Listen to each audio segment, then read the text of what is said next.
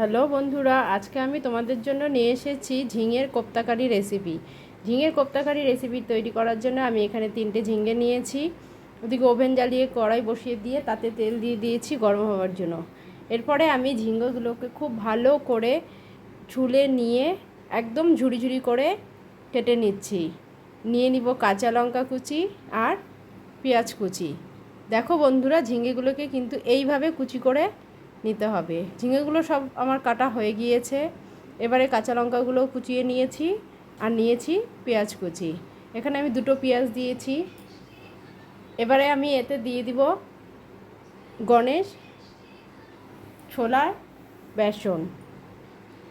বেসনটা কিন্তু বুঝে শুনে আন্দাজ মতো দিতে হবে। ঝিঙের থেকে তো প্রচুর জল বেরোয়, সাথে তোমরা বেসনের সাথে অল্প পরিমাণে আটাও অ্যাড করে দিও, তাহলে কিন্তু বড়াগুলো খুব সুন্দরভাবে ভেজে নিতে পারবে। দেখো বন্ধুরা, আমার বড়াগুলো কত সুন্দরভাবে ভাজা হয়েছে। বড়াগুলো আমি একটি পাত্রে তুলে নিয়েছি ভেজে। এবারে আমি বাকি বড়াগুলোও ভেজে নিচ্ছি।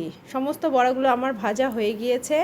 এবারে আমি ওই কড়াইতে আবারও কিছুটা পরিমাণে তেল দিয়ে ফোড়নের জন্য নিয়ে নিচ্ছি শুকনো লঙ্কা, তেজপাতা আর জিরে। আলু আর পেঁয়াজ আমি দুটোকেই কেটে রেখে দিয়েছি, সেগুলোকেও আমি দিয়ে দিয়েছি।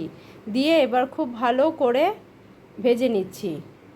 আলু আর পেঁয়াজগুলো ভাজা হতে হতে আমি এখানে মশলাটা রেডি করে নিচ্ছি। মশলার জন্য নিয়েছি জিরে, ধনে, আদা, রসুন খুব একসাথে ভালো করে মিহি পেস্ট তৈরি করে নিয়েছি।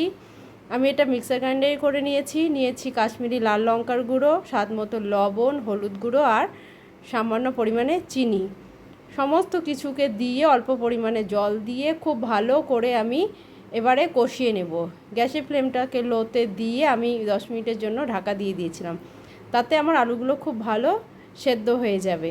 দেখো কত সুন্দর কালার এসেছে এবং মশলাটাও প্রায় কষানো হয়ে গিয়েছে।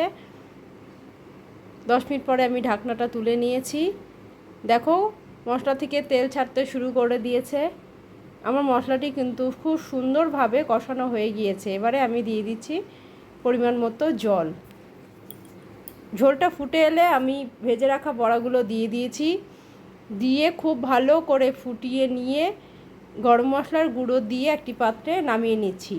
তো বন্ধুরা, আমার এই রেসিপিটি সম্পূর্ণ কমপ্লিট হয়ে গিয়েছে। একটি পাত্রে নামিয়ে নিচ্ছি। তোমরা আমার এই চ্যানেলটি লাইক, শেয়ার, কমেন্ট করে দিও।